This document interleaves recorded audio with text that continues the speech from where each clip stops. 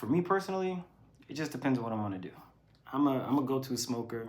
You know, I will never tell anyone not to smoke, because usually when you first start cannabis, you start with smoking, but then you get life changes. Then life changes, not get life changes. You know, you get a different job where you can't go out and do that anymore. You're working a corporate job now, so you got to find out how to use some gummies. Me personally, the tinctures have always been my best friend, because I can infuse them into anything. I can, you know, my joke is Beyonce had hot sauce. I got a tincture. You know, she's gonna make sure her food is spicy. I'm gonna make sure I get hot. And once you're able to figure out how long something's gonna take for you to feel it, then you can quite literally just start planning everything, planning your day around it. It's like, all right, cool, I gotta be at this meeting at 9:30. Okay, I ain't gonna be able to smoke between this time, so I'm gonna take my tincture right now. Boom, we'll go ahead and do that. It's not so easy to go out and go smoke. It's just start getting a real job. You just can't do it. And you start adding a little tincture onto your food. People are not really concerned about it.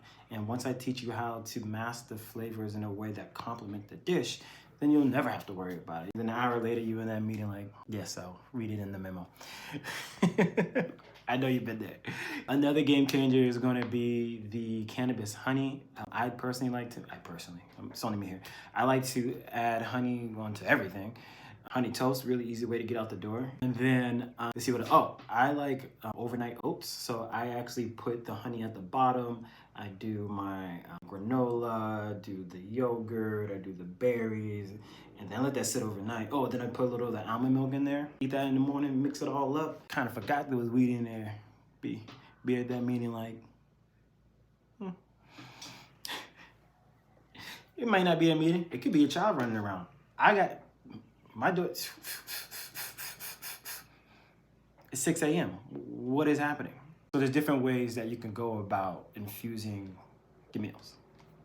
But it's good to know that you don't need to stick to sweets all the time, because there's just other things I want to do. So regardless if you want something sweet or something savory or something in between, cannabis could definitely take your food to another level. Let me know if there's any dishes that you love to see infused. I can help you with that.